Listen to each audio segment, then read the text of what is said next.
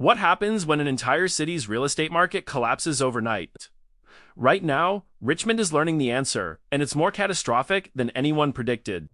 We're talking about 2,500 brand new condos sitting completely empty, a $100 million project killed before breaking ground, and homeowners watching their life savings evaporate. This isn't a prediction. This is happening right now. Today, we're diving into the four forces destroying Richmond's housing market, the unprecedented legal crisis that blindsided property owners, and why experts are saying this could be just the beginning of a nationwide collapse. If you own property anywhere in Canada, what's happening in Richmond should terrify you. Don't miss a single detail of this crisis. Hit that subscribe button and smash the like button right now, because this situation is escalating every single day and you need to know what's coming next. Let's start with the facts that nobody can deny anymore. Across Greater Vancouver, approximately 2,500 newly constructed condos are sitting vacant and unsold. That number has doubled in just 12 months. But here's what makes Richmond different. This isn't just a market slowdown. The provincial government itself acknowledged what they're calling a moment of huge anxiety for property owners and developers. These aren't empty words. These are officials admitting that something has gone terribly, catastrophically wrong. Construction costs in British Columbia have exploded to the point where 80% of residents literally cannot afford what's being built. Think about that statistic for a moment. Developers are constructing buildings that 4 out of 5 people in the region cannot possibly purchase. The president of the BC Construction Association describes current conditions as worse than anything in his entire career. And here's the terrifying part. There's no relief on the horizon. Supply chain disruptions haven't just continued, they've intensified. Glass, rebar, steel, lumber, but it's not just the major materials. It's the crucial, smaller items that people forget about. Screws, plates, fasteners, metal door frames, electrical panels, junction boxes, conduit. Everything is delayed and everything costs exponentially more. What used to take days to source now takes weeks. What used to cost hundreds now costs thousands. Contractors are getting quotes on Monday that become invalid by Friday because suppliers can't guarantee availability or pricing. Right now, I'm about to share the most critical information in this entire video. Make sure you hit that like button because what comes next explains why this crisis is spreading faster than anyone expected. This creates what industry insiders call the double impact. Projects get delayed by shortages, pushing schedules back by months. Then costs continue climbing during those delays, which means budgets that were already tight become completely impossible. Developers who locked in financing based on specific cost assumptions are finding those assumptions invalid by the time they're ready to start. Some projects are becoming financially unviable before a single shovel hits the ground. Here's where Richmond's crisis enters unprecedented territory. Just days ago, the provincial leader addressed growing fears among Richmond homeowners in the southeast area of the city. A recent court decision designated Aboriginal title over both public and private property, creating uncertainty that nobody saw coming and nobody knows how to handle. The impact was immediate and devastating. A $100 million shovel-ready project was completely derailed after its lender withdrew support following the August 2025 court ruling. Property owners are reporting mortgage problems, banks pulling financing, and major price drops happening in Richmond now stands at the epicenter of a crisis, combining for catastrophic forces: supply chain breakdown, soaring construction costs, a housing market in freefall, and unprecedented legal uncertainty over property titles. But there's a fifth force that gets far less attention, and it might be the most destructive of all. Richmond's manufacturing sector is collapsing. According to a Canadian manufacturers and exporters report from October 2024, British Columbia has lost 12,400 manufacturing jobs since 2017. The lack of investment is approaching crisis levels. In 2000, manufacturing accounted for 9.5% of BC's GDP. By 2023, it had dropped to just 5.7%, declining 4.6% in that single year alone. Drop your thoughts in the comments right now. Do you think this crisis can be stopped? Or are we watching the beginning of something much bigger? Manufacturing directly employs 171,800 British Columbians and supports an additional 220,600 jobs through supply chain activities. But the sector isn't growing. It's shrinking. A Richmond food processor interviewed for the report listed 12 new or updated regulations adding costs.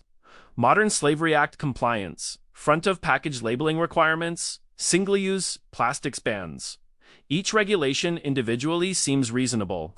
Together, they create a burden that's crushing businesses. Meanwhile, the United States is seeing manufacturing construction surge dramatically, nearly tripling over the past 3 years. Canada and BC face escalating carbon pricing and increasingly stringent output-based pricing, systems that U.S. competitors simply don't face. The result? Ballard Power Systems, ABC company, is looking to build a new fuel cell manufacturing plant in Texas rather than British Columbia. That's not just a lost opportunity. That's a symbol of how BC's regulatory and cost structure is actively pushing manufacturing elsewhere. According to the BC Construction Association, the disruption is the worst the industry has ever experienced. Survey data reveals that 79% of contractors don't believe there are enough qualified workers in the trades they require. Electricians have the largest shortage, carpenters second, plumbers third. Without workers, projects stall. Without materials arriving on time, timelines become unpredictable. When timelines are unpredictable, financing becomes impossible. Metro Vancouver's condo market tells the complete story. According to CHMC data from October 2025, approximately 2,500 newly built condos sit unsold and empty, double from 1 year earlier. This is the highest developer-owned unsold inventory in 24 years. Anne McMullen, president of the Urban Development Institute, warns of a potential storm coming. The evidence is everywhere. West Group Properties laid off 12% of their workforce. Rennie Group cut 25% of staff. Greg Zotti, president of Rennie, stated, "The last time we saw this level of unsold inventory was 24 years ago. The market is out of gas." Subscribe right now because I'm about to reveal the math that proves why this market cannot recover without a complete reset. McMullen explains the fundamental problem. Condos cost more to build than 80% of residents can afford. Developers need to deliver at $700 to $900 per square foot. Current costs push to $1,100 to $1,200 or higher. The gap is unbridgeable. Consider the brutal math. A household earning $75,000 roughly. The regional median can qualify for a $300,000 mortgage at current rates. To buy a condo priced around $680,000. That buyer needs a down payment exceeding $380,000. For most people, that's not remotely realistic. Richmond was particularly dependent on investor capital. According to Rennie Intelligence, investor participation collapsed from 50% of buyers between 2021 to 2023 to just 7% in early 2025. That's not a correction, that's a catastrophic collapse. For Richmond, which had even higher investor rates, this has been absolutely devastating. Foreign investment restrictions compounded the problem. British Columbia's foreign buyer tax, initially 15%, then raised to 20%. Began deterring international purchasers in 2016. Then came the knockout blow. In January 2023, the federal government banned foreign nationals from buying residential real estate in major Canadian cities. Originally set to expire in 2025, the ban was extended through January 2027. Behind every statistic are real families watching their lives unravel. Consider a family who moved to Richmond in 2020. They purchased a 3-bedroom condo in a new tower for $850,000, believing they were building a foundation for their children's future.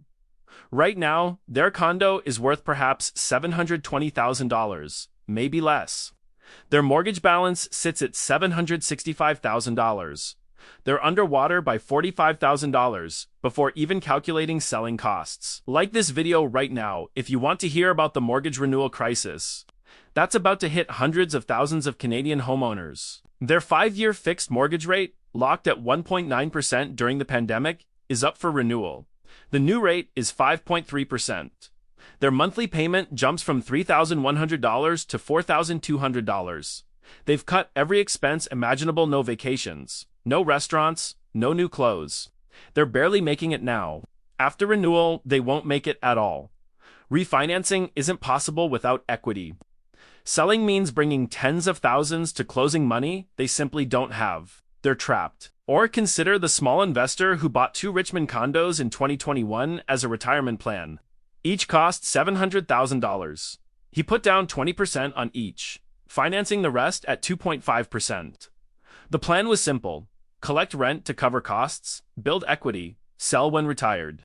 The units are now worth $650,000 each. His equity shrank from $140,000 per unit to $90,000. He's lost $100,000 total. Worse, the rental math has completely collapsed. He collects $2,400 monthly per unit, but mortgage, taxes, fees, and insurance total $3,100 per unit. That's a $700 monthly loss per unit, $16,800 annually. He's covered the shortfall for 2 years, completely draining his savings. Now his savings are gone and his credit cards are maxed. He's considering walking away, letting the bank foreclose, destroying his credit, but ending the monthly hemorrhage. Looking forward, Richmond faces a perfect storm with absolutely no obvious path to recovery. The foreign buyer ban remains through at least January 2027, even if it's lifted. The capital that once flowed from Hong Kong and mainland China has found new homes in Southeast Asia. Buyers who redirected to Thailand and Vietnam aren't coming back. Immigration offers no relief whatsoever. Federal targets for 2025 to 2027 include dramatic reductions in temporary residents. British Columbia has experienced net population decline. Metro Vancouver's growth projections were slashed by 15%. Richmond faces a demographic headwind that could persist for years. The mortgage renewal wave poses another massive threat. Hundreds of Richmond homeowners who locked in ultra-low rates during the pandemic will see renewals over the next 12 to 24 months. According to CHMC, approximately 60% of Canadian mortgages will renew by end of 2026. Many Richmond borrowers locked rates below 2%. Renewal rates today sit at 5% or higher. Monthly payments could jump by $1,000 or more. For homeowners already stretched to breaking point, renewal could be the final straw, forcing distressed sales that drive prices even lower. Construction costs show absolutely no signs of resolving. The BC Construction Association reports supply chain disruption and escalating costs are worse than ever. With no relief on the horizon, cost increases affect all trades and all stages.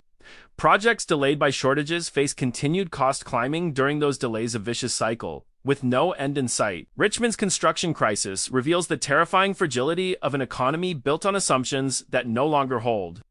The assumption that population growth would continue indefinitely. The assumption that foreign capital would keep flowing. The assumption that housing prices would always rise. The assumption that construction costs could be passed to buyers who would keep stretching. Each assumption seemed completely reasonable when made, but all have now been tested and found catastrophically wrong. Population is declining as immigration policy shifts. Foreign capital has been deliberately cut off. Housing prices are falling as affordability constraints finally bind and buyers pull back. The result is a market in total disequilibrium, desperately searching for a new stable point. That adjustment process is what we're witnessing across Richmond, Metro Vancouver, and Vancouver Island right now. It's painful, it's disruptive, it's destroying wealth and plans and dreams, but it's also absolutely necessary. Markets built on unsustainable foundations eventually, correct? For Richmond, the correction is here and it's severe. The old model is completely broken. The assumption that you could build units optimized for investors and foreign buyers, secure financing through pre-sales, and watch prices appreciate forever is gone. The new model will need to be based on local incomes, local demand, and realistic construction costs. How long this adjustment takes depends entirely on how quickly reality is accepted. Developers holding out for higher prices will bleed cash monthly. Property owners refusing to accept that their homes are worth less will stay trapped. Politicians pretending that supply alone solves affordability without addressing costs will watch projects fail. The faster reality is accepted, the faster the market can find a new equilibrium. But human nature resists accepting losses, so the adjustment grinds on month after month, with each bringing more pain to those caught in the squeeze. Richmond's story is still being written, but the chapters we've already seen point to a conclusion that will reshape the city's real estate market for an entire generation. The boom is over. The correction is underway. and the full cost won't be clear for years to come. So, here's my question for you. Do you think this crisis can be contained to Richmond, or are we watching the first domino fall in a nationwide housing collapse? Drop your thoughts in the comments below. I read every single one. And if you haven't subscribed yet, do it right now, because this story is far from over. The next chapter is already unfolding, and you need to see what's coming next.